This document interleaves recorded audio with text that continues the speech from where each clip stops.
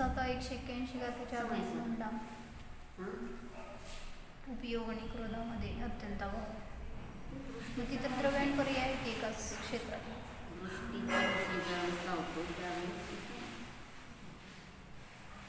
क्रोधाचा उपयोगात आहे अत्यंत अभाव. परंतु एक व दुसऱ्या गुणामध्ये अतद्भाव असला बाहेरपासून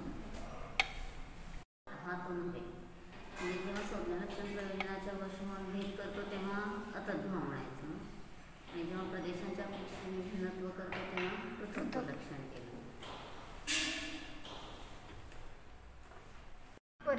पर्यायाच्या अविभाग प्रतिच्छेदात पण अतद्भाव असतो. पर्यायामध्ये 2 पर्याय आहेत आणि अविभाग प्रतिच्छेदांमध्ये पर्यायाचे सगळे अविभाग प्रतिच्छेद एकमेकांमध्ये तो पण अतद्भाव असतो. एका पर्यायातले घ्यायचे का 2 पर्याय? एकाच पर्यायातले अतद्भाव. पण प्रदेश भिन्नता नाही. आता इथं कसं घेतलं त्यांनी की दोघांचा आधार आधी संबंध नाही.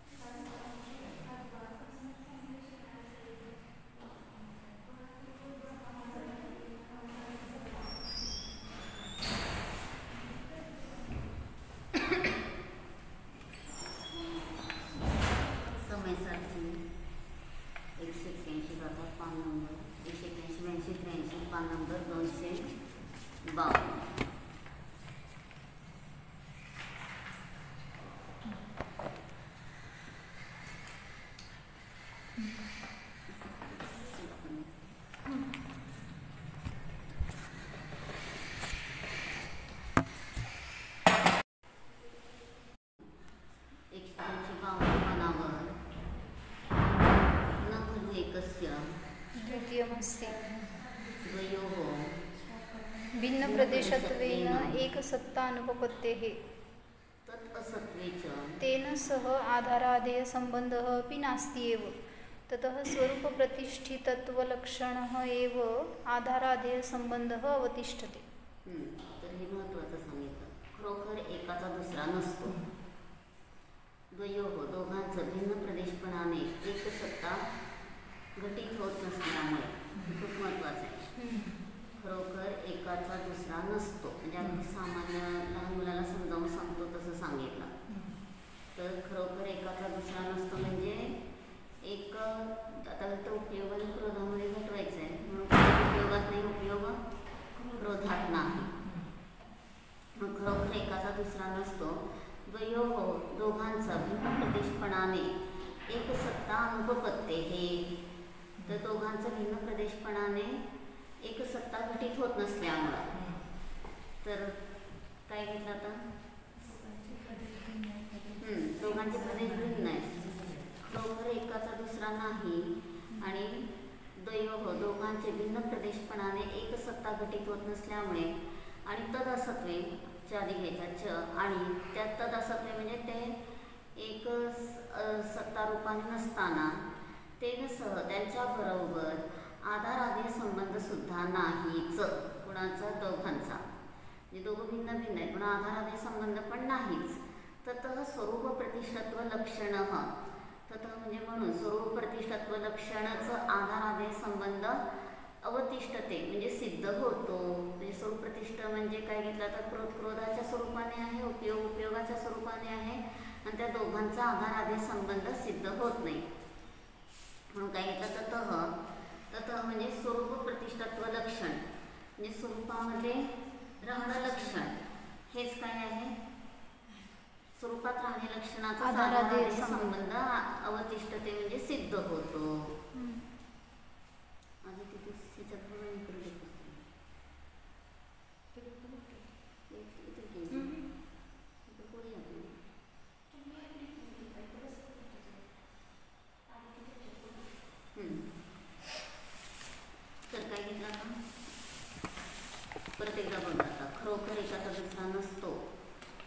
दोघांचे भिन्न प्रदेशपणाने एक सत्ता घटित होत नसल्यामुळे आणि तदसत्व म्हणजे आणि त्याचं सत्व नसताना म्हणजे एक सत्ता नसताना त्याच्याबरोबर आधारादे संबंध देखील नाहीच. ततः म्हणून स्वरूप प्रतिष्ठत्व लक्षणच, स्वरूप प्रतिष्ठत्व म्हणजे स्वरूपामध्ये राहणं लक्षणच आधारादे संबंध सिद्ध होतो. म्हणजे जे आपापल्या स्वरूपात राहतात तिथं आधारादे संबंध आहे. आणि आता दोन उपयोगाचा आणि क्रोधाचा आधारादे संबंध नाही. मग आता त्याने त्याचा खुलासा चांगला केला. तेन ज्ञानम जानतायाम स्वरूपे प्रतिष्ठितम. जानतायाः ज्ञानात अपृथक नाही. तेन ज्ञानम जानतायाम स्वरूपे प्रतिष्ठितम. त्यामुळं ज्ञान जाणणं स्वरूपामध्ये राहतं. अगदी बोली लहान मुलाला शिकवतो तसं केलं. त्यामुळे ज्ञान जाणणं स्वरूपामध्ये प्रतिष्ठित म्हणजे राहतं. मग जानतायाः ज्ञानात अपृथक्भूतत्वात् ज्ञाने एव स्यात्. आता जाणण्याचं ज्ञानापासून अभिन्नपणा असल्यामुळे ज्ञानातच आहे. जाणण्याचं ज्ञानापासून अपृथक्भूत म्हणजे अभिन्नपणा असल्यामुळे ज्ञानातच जाणण्याचं स्वरूप आहे.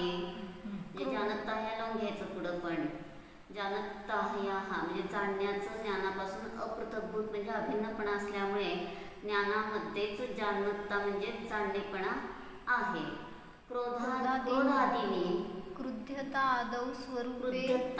आदौ स्वरूपे प्रतिष्ठितानि क्रुध्यता आदेहे क्रोधादिभ्यः अपृथक्भूतत्वात् क्रोधादिषु एव स्युः. न पुनः क्रोधादिषु कर्मणि नो कर्मणि वा ज्ञानमस्ति. न च ज्ञाने क्रोधादयः कर्म नो कर्म वा सन्ति. परस्परम् अत्यन्तं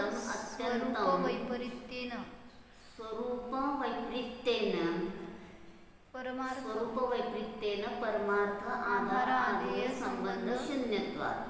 आता क्रोधामध्ये काय सांगितलं? क्रोधाच्या डबल तर काय आहे ते भाववाचक केलंय. तर क्रोधाधिकांचं क्रोधाच्या भावरूपाने म्हणजे आता क्रोधपणाने, क्रोधाधिकांचं क्रोधपणा अधिक स्वरूपामध्ये ते राहतात. आणि क्रुद्धत्या देहे डबल तर नाही आमच्याकडे, एकच तर आहे. इकडे दोन करायचं. डबल टाइम तर भावाच्या वाचायचं. सगळीकडे सिंगलच आहे. क्रुद्धता आदौ क्रुद्धता आदेहे असं. क्रुद्धता नुसतं आदेहे. दिल्लीची प्रत नाही का? कसली दिल्लीची प्रत आहे का? बॉक्समध्ये असेल. दिल्ली प्रत बॉक्समध्ये ठेवले असते.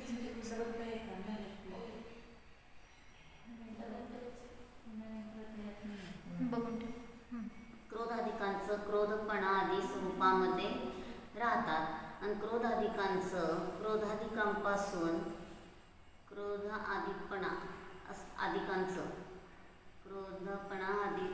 क्रोधाधिकांपासून अभिन्नपणा असल्यामुळे क्रोधाधिकामध्येच राहतात. आणि पुन्हा म्हणजे आणि क्रोधादिषु कर्मणी नो कर्मणी वा ज्ञानम न असते. पुन्हा क्रोधाधिकांमध्ये कर्म किंवा नो कर्मामध्ये ज्ञान नाही. काय सांगितलं? पुन्हा क्रोधाधिक जे आहे ते कर्म नो कर्मामध्ये म्हणजे आता सगळेच घेतलेत. आता पुन्हा क्रोधामध्ये कर्म किंवा नो कर्मामध्ये ज्ञान नाही. आणि ज्ञानामध्ये क्रोधाधिक कर्म नो कर्म नाही म्हणजे वेगवेगळे घेतलेत. आणि ज्ञानामध्ये क्रोधाधिक कर्म किंवा नो कर्म नाही. परस्पर अत्यंत स्वरूपाचा विपरीतपणा असल्यामुळे परमार्थाने आधारादे संबंध शून्यपणा आहे. मग आता तिथं कसं घ्यायचं? कारण परस्पर अत्यंत स्वरूप विपरीतता असल्याने परमार्थाने आधारादे संबंध शून्य असल्यामुळे म्हणजे आता फक्त शब्द शिकायचे नाही. आपल्याला क्रोध करावा वाटला की लगेच तिथं लक्षात घ्यायचं परमार्थाने आधारादे संबंधाने रहित असल्यामुळं म्हणजे ज्ञानामध्ये क्रोध नाही, क्रोधामध्ये ज्ञान नाही. मग महाराजी कसं घटवायचे? डाव्या हातात उजवा हात नाही, उजव्या हातात उजव्या हातात डावा हात नाही. मग तसं उपयोगात क्रोध नाही. उपयोग म्हणजे ज्ञानामध्ये ज्ञान आहे, ज्ञानामध्ये क्रोध नाही. क्रोधामध्ये क्रोध आहे, क्रोधामध्ये ज्ञान नाही. मग दोघांचा असा काय आहे? परमार्थाने आधारादे संबंध रहितपणा असल्यामुळं मग आता इथं दोघांचा तर आधारादे संबंध नाही म्हटल्यावर मग तिथं प्रदेश भिन्नता पुढं सांगते. कारण का तर जरी क्रोध ही जीवाची चिदाभास पर्याय आहे, एक समयवरती पर्याय, तरी सुद्धा ती क्रोध काही जीवाबरोबर नित्य तादात्म्य संबंध आहे का? नाहीये. म्हणून त्यांचा आपला आधारादायी संबंध पण नाही. आणि मग ते क्रोधाचं कसं आहे की क्रोध आपली जरी पर्याय चिदाभास आहे तरी सुद्धा ती कशी आहे तर अत्यंत भिन्न आहे. आणि मग अत्यंत भिन्न असल्यामुळे तिथं सांगितलं की त्या दोघांचे प्रदेश वेगवेगळे आहेत. म्हणून आता पुढे त्यांनी कसं घेतलंय बघा, आधारादे संबंध एका द्रव्यात असतो, दोन द्रव्यात. आधारादे संबंध एका द्रव्यात म्हणजे हे आता स्थूल झालं, पर्याय द्रव्याच्या आधाराने राहतं म्हणजे स्थूल झालं. तर प्रत्येक पर्याय आपापल्या आधारानेच राहते. प्रत्येक पर्यायातले अविभाग प्रतिच्छेद ज्ञानाच्या अविभाग प्रतिच्छेद ज्ञानाच्या आधाराने राहतात, दर्शनाच्या अविभाग प्रतिच्छेद दर्शनाच्या आधारानेच राहतात. आणि ज्ञानाचे स्वविभाग प्रतिच्छेद ज्ञानाचे 100 प्रगट झाले तरी त्यातला एक अविभाग प्रतिच्छेद पण स्वतःच्या आधाराने राहतो, एका विभाग प्रतिच्छेद दुसऱ्याच्या आधाराने नाही. मग हे अगदी परत सूक्ष्म घटना. म्हणून पर्याय द्रव्याच्या आधाराने राहते म्हणलं हे अगदी स्थूल कथन झालं. गुण द्रव्याच्या आधाराने राहतात म्हणलं हे पण स्थूल कथन झालं. तिथे कसं नव्हतं पर्याय आणि तिथं कसं घटवलं, क्रोध आणि जीवामध्ये ज्ञानामध्ये चाललंय सध्या. ज्ञान स्वरूपामध्ये जातं त्यामुळे ते आधारादे संबंध. ज्ञान ज्ञानामध्ये आहे, ज्ञानामध्ये क्रोध नाही, म्हणून ज्ञानाचा क्रोधाशी आधारादे संबंध नाही. लक्षात काय घ्यायचं आहे की ज्ञान ज्ञानामध्ये आहे, ज्ञान क्रोधामध्ये नाही, क्रोध क्रोधामध्ये, क्रोध ज्ञानामध्ये नाही.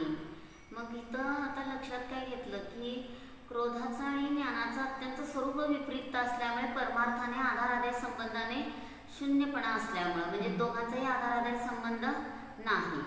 मग आता पुढे काय घेतलं बघा, नच यथा ज्ञानस्य जानता स्वरूपम जानता स्वरूपम तथा क्रुद्धतादिहि अपि क्रोधादीनां च यथा क्रुद्धतादि स्वरूपं तथा जानतापि कथंचनपि व्यवस्थापयितुं शक्येत. तर पूर्ण असेल ना. जानतायाः क्रुद्धतादेः च स्वभावभेदेन उद्भासमानत्वात् स्वभावभेदाच्च वस्तुभेदः एव इति नास्ति ज्ञान अज्ञानयोः आधाराधेयत्वम्. मग आता काय घेतलं इथं ज्ञानाचं पण आणि यथा म्हणजे ज्याप्रमाणे ज्ञानाचं जानता स्वरूप आहे त्याप्रमाणे क्रुद्धता आदी सुद्धा नाही. पहिला शेवटी लावायचा. आणि ज्याप्रमाणे क्रोधादिकांचं क्रुद्धता आदी स्वरूप आहे त्याप्रमाणे जानता देखील कथंचन देखील कदाचित कथंचन म्हणजे कोणत्या प्रकाराने देखील व्यवस्थापयितून म्हणजे व्यवस्था करणं न शक्य. कुठं म्हणायचं पहिल्यांदाच घ्यायचं तथा म्हणून तेच घेतलं. हां, मग ते कसं करावं लागेल, तो पहिला तिथं न लावायचा नाही. आणि ज्याप्रमाणे ज्ञानाचं जानता स्वरूप आहे त्याप्रमाणे क्रोधाधिकांचं देखील आणि क्रोधाधिकांचं ज्याप्रमाणे क्रुद्धता स्वरूप आहे त्याप्रमाणे जानता देखील कथंचन देखील न व्यवस्थापयितुं शक्य तिथं लावायचं. कथंचन म्हणजे कशा प्रकाराने देखील व्यवस्था करणं शक्य नाही. मग आता जानतायाः क्रुद्धता आदेहेच जाणणं आणि क्रोधादींचं म्हणजे आता दोन्ही भावाचे घेतले जाणणेपणा आणि क्रोधपणा आधीचं स्वभाव भेदाने प्रगट होत असल्यामुळे प्रगट होत असणेपणा असल्यामुळे आणि स्वभाव भेदामुळे वस्तुभेदच असतो. अशा रीतीने म्हणजे जिथं स्वभाव भेद आहे तिथं वस्तुभेद सांगितला. तर अशा रीतीने ज्ञान अज्ञान ह्या दोघांचा आधार आधेयपणा नाही. म्हणजेच तिथं स्वभाव भिन्नता दाखवली ना. क्रोधाचा चेतन स्वभाव आहे, ज्ञानाचा चेतन स्वभाव आहे आणि असं स्वभाव भिन्न असल्यामुळं तिथं वस्तुभेदच आहे. मग अशा रीतीने ज्ञान अज्ञान ह्या दोघांचा आधार आधेयपणा नाही. शुद्धोपयोगाची पर्याय शुद्धोपयोगाची पर्याय सुद्धा कशी आहे चेतन आहे. पण ती सुद्धा एक समयावरती कदाचित काय म्हणून ती सुद्धा आपल्याला परत पुढं सांगायचं की ती दृष्टीचा विषय होत नाही म्हणून ती पण आपल्यापासून भिन्नच आहे. त्याच्यात पण आधारादे संबंध नाहीच की सूक्ष्म दृष्टीने, कारण ती पर्याय दृष्टीचा विषय म्हणजे आश्रय करण्यायोग्य नाही. मग आधार पण द्रव्याचा आधेय पण द्रव्याचा आधार पर्याय आधेय पण पर्यायाचा असं. आणि तिथं एक समयवरती अविभाग प्रतिच्छेद आता ज्ञानाचे 100 अविभाग प्रतिच्छेद प्रगट झाले दर्शनाचे तर ते त्यांच्यामध्ये आधार आधेय आहे. आणि ज्ञानाचा सुद्धा आता एक अविभाग प्रतिच्छेद घेतला तर तो अविभाग प्रतिच्छेद तोच आधार आहे, तोच त्याचा आधेय आहे. म्हणजे सूक्ष्म दृष्टीने जेवढं लावलं तेवढं कमीच आहे. म्हणून आता विद्यार्थी क्रिया करताना सुद्धा प्रत्येक ज्ञान गुणामधले सुद्धा नित्यार्थ क्रियेच्या विभाग प्रतिच्छेद ते त्याच्या रूपाने आहेत आणि त्यांच्यामध्येच त्यांचा आधारादे संबंध आहे. म्हणून ज्ञानाच्या एका विभाग प्रतिच्छेदाचा दुसऱ्या विभाग प्रतिच्छेद नित्यार्थ क्रियेमधल्यांचा संबंध नाही. आणि परत ज्ञानाचे दर्शनाच्या नित्यार्थ क्रियेमध्ये त्या दोघांचा पण संबंध नाही. म्हणजे जितकं सूक्ष्म घटवता येईल तितकं आपण घटू शकतो. म्हणजेच तिथं लक्षात काय घ्यायचं की दोघांचा आधारादे संबंध भिन्न स्वभाव असल्यामुळे वस्तुभेदच आहे. अशा रीतीने ज्ञान आणि अज्ञानाचा आधारादेपणा नाही. मग आता पुढे त्याने घेतलं किंच यदा किल एकमेव आकाशम स्वबुद्धिम अधिरोप्य आधार आधेय भावः विभाव्यते तदा शेष द्रव्यांतर अधिरोप निरोधात एव बुद्धेः न भिन्न अधिकरण अपेक्षा प्रभवती. मग आता किंच म्हणजे आणखीन काय तर ज्या यदा यदा आहे ना जेव्हा किल म्हणजे खरोखर एक आकाशाला स्वतःच्या बुद्धीमध्ये अधिरोप्य म्हणजे आरोप करून आधार आधेय भाव प्रगट केला जातो, दाखवून दिला जातो. त्याप्रमाणे शेषद्रव्यांतर अन्य द्रव्यांतर म्हणजे शेषद्रव्यांतर म्हणजे अन्य द्रव्याबरोबर बाकीच्या राहिलेल्या द्रव्याबरोबर अधिरोप म्हणजे तिथं अधिरोपचा अर्थ काय केला आता एका द्रव्याचा दुसऱ्या द्रव्यामध्ये आरोपित आकाशाला शेष अन्य द्रव्यामध्ये आरोपित करण्याचा निरोधच आहे. अधिरोपचा आरोपच केलाय त्याने. तर त्या तेव्हा किंच म्हणजे आणखीन काय तर जेव्हा खरोखर एक आकाश स्वतःच्या बुद्धीमध्ये आरोप करून आधारादे भाव दाखवून दिला जातो तेव्हा बाकीच्या द्रव्यांचा आरोप व निरोध असल्यामुळेच बुद्धीमध्ये भिन्न अधिकरणाची अपेक्षा न प्रभवती म्हणजेच उत्पन्न होत नाही. काय म्हणायचं म्हणजे तिथं आकाशामध्ये अखंड आकाश आहे त्याच्यामध्ये मग आधारादे घटू शकतो.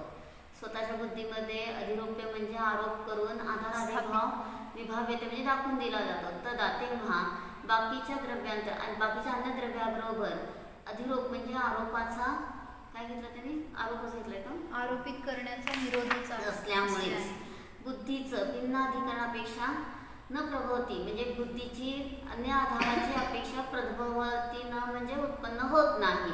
आकाशापेक्षा मोठे कोणतेही द्रव्य नाही म्हणून आकाशाला अन्य द्रव्यामध्ये स्थापित करणे अशक्यच असल्यामुळे बुद्धीमध्ये अन्य आधाराची अपेक्षा उद्भवत होत नाही. एवं यदा एकम तेच आहे ना नाही तत् अप्रभवे च एकम आकाशम एव एकस्मिन् आकाशे एव प्रतिष्ठितं विभावयतः न पर आधाराधेयत्वं प्रतिभाती. मग आता तत् अप्रभवे ते उत्पन्न होत नसताना म्हणजे काय भिन्नाधिकरणाच्या अपेक्षेने अन्य द्रव्याशी म्हणजे आता दोन द्रव्यांचं भिन्नाधिकरण आहे आणि मग त्यांचा एकमेकांशी आधारादेय संबंध नाही आहे. मग त्यांचा तत् अप्रभवे म्हणजे त्यांचा आधारादेय संबंध उत्पन्न होत नसताना आधी घ्यायचा आणि ते अप्रभवे म्हणजे आधारादेय संबंध उत्पन्न होत नसताना आकाशम एव एकस्मिन् आकाशे एव प्रतिष्ठितम एक आकाशच एका आकाशामध्येच राहतं असं दाखवून देत असताना न पर आधाराधेयत्वं प्रतिभाती मग दुसऱ्याचा आधाराधेयपणा प्रतिभासित होत नाही. म्हणजेच एका द्रव्यामध्येच आधाराधेयपणा आहे दुसऱ्यामध्ये आधाराधेयपणा प्रतिभाती म्हणजे दिसून येत नाही. एवं यद एकमेव ज्ञानं स्वबुद्धिम अधिरोप्य आधार एवं यदा एकमेव ज्ञानं स्वबुद्धिम अधिरोप्य आधाराधेय भावः विभाव्यते तदा शेष द्रव्यांतर अधिरोप निरोधात एव बुद्धेः न भिन्न अधिकरण अपेक्षा प्रभवती. कसं बसलं एवं यदा एकमेव ज्ञानं स्वबुद्धिम अधिरोप्य आधाराधेय भावः विभाव्यते तदा शेष द्रव्यांतर अधिरोप निरोधात एव बुद्धेः न भिन्न अधिकरण अपेक्षा प्रभवती. अशा रीतीने यदा म्हणजे जेव्हा एकच ज्ञान स्वतःच्या बुद्धीमध्ये अधिरोप्य म्हणजे आरोप करून स्थापित पण लिहिलं स्थापित करून आरोप करून आधाराधेय भाव विभाव्यते म्हणजे दाखवून दिला जातो. तदा तेव्हा बाकीच्या द्रव्यांचा अधिरोपाचा म्हणजे बाकीच्या द्रव्यांचा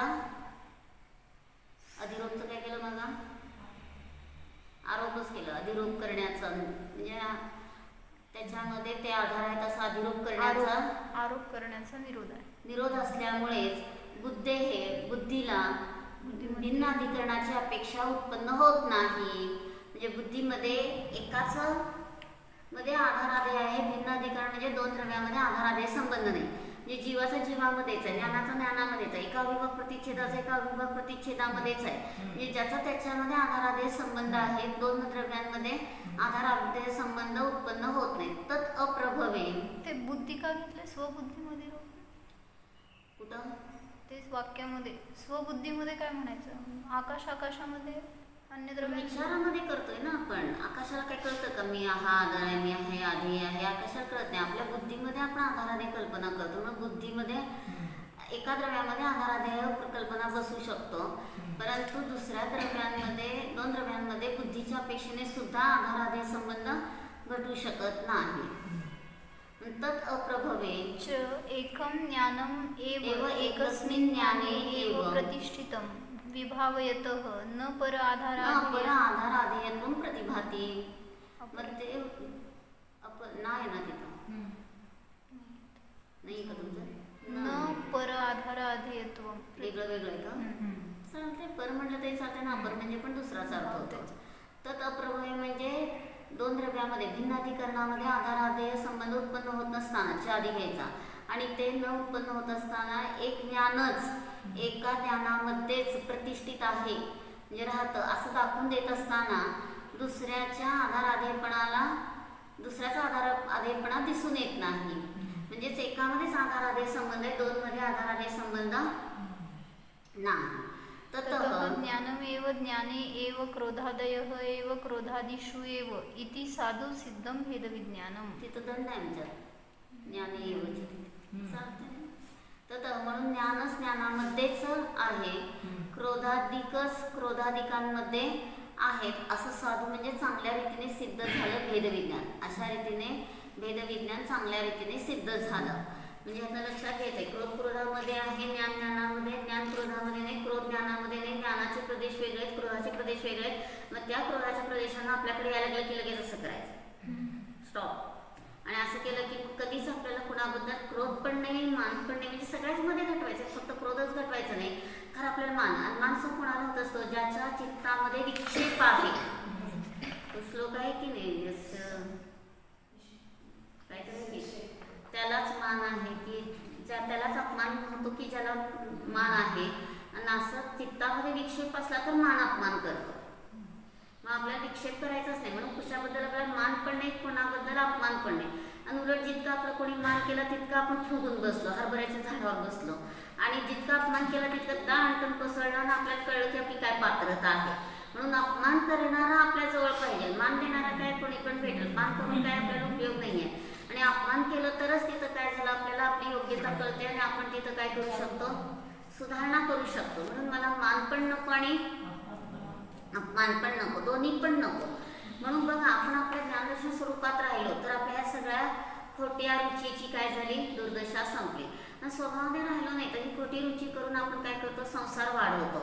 मग बघा किती बाहेरची रुची असते. तर एका मनुष्याला उंट खूप आवडला, इतका आवडला की त्याला घ्यावंच वाटला विकत. आणि विकत घ्यावा वाटला तर आता काय झालं की तो म्हणतो की इतक्या पैशाला देणार, तर हो म्हणतो देतो, काय पाहिजे ते सांग देतो. म्हणून त्यांनी तो उंट खरेदी केला आणि घरी आणला. घरी आणल्यानंतर त्यांनी एक मनुष्य ठेवला राखायला. आणि मनुष्य ठेवल्यानंतर आता काय झालं राखायला की त्यांनी पहिल्याच दिवशी काय केलं, त्याच्यावरचं ते सगळं काय असतं पाठीवरचं खोगीर म्हणतात ना, खोगीर काय असेल, झूल हे नाव म्हणतात, बैलाच्या पाठीवर झूल. आणि हे काय असेल ते कापड काढलं आणि ते साफ करायला घेतलं. ते साफ करता करता त्याने आत असं त्याला काहीतरी पाकिटासारखं वाटलं म्हणून ते काढून बघितलं त्यात इतके हिरे निघाले की तो पळत पळत मालकाकडे गेला. म्हणजे बघा किती पूर्वीचे लोक प्रामाणिक असते. आणि मालकाकडे जाऊन म्हणतो की बघा हे त्यात इतके हिरे होते. तो म्हणतो थांब, तू ते ठेव त्यातच, मी ते ज्याचे त्याला देतो. मी फक्त उंटाचे पैसे दिलेत, मी त्या हिऱ्याचे पैसे दिले नाही, तर मला ते तो म्हणा तुम्हाला काय कळतं का, आता तुम्हाला मिळाले, तुमचा उंट आहे, तुमचंच सगळं मिळालं, तुम्ही आता ते हिरे पण तुम्हीच घ्या, तुम्हीच मालक झाला. तरी तो म्हणतो की असं मला करणं बरोबर वाटत नाही. म्हणजे बघा चोरीचा दोष कसा लागतो. मग असं काय खूप जण काय करतात, खूप पैशाचा त्यातनं बरोबर 2000ची नोटच उचलली. म्हणजेच काय झालं तिथं, चोर चोरी करताना कशी चोरी करत असतो की कुणाला कळू नये. पण बरोबर काय झालं, ती मुलगी गेली गावाला आणि घरात जाऊन बघितलं तिनं उघडून, तर तिची बरोबर 2000ची नोट गेली. मग हे का असं होत आहे, तर तिथं संस्कार काय आहेत आपल्याला, एकतर आपला परिग्रह माहीत असतो आणि त्यातनं गेली का चोरीला.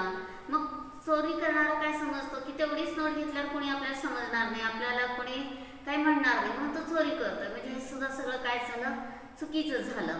मग काय आता झालं, त्यांनी ते घेतले सगळे हिरे आणि तो गेला त्या मालकाकडे उंटाच्या पूर्वीच्या आणि म्हणाले हे तुमचं घ्या. तो म्हणतो की मी खुश आहे तुझ्यावर, म्हणतो तू ह्यातला कोणताही एक हिरा घेऊन जा. तो म्हणतो मला नको, म्हणतो इतका पण निरपेक्ष असतो आणि तो तरी घे घेऊन आग्रह करायला म्हणतो मी आधीच 2 हिरे घेते. तर तो म्हणतो की तू मला न विचारता घेतलं, म्हणजे त्याच्याबद्दल आता जरी भाव बिघडले त्याचे, आणि पण हे मोजून बघितलं तर आहे तेवढेच आहेत.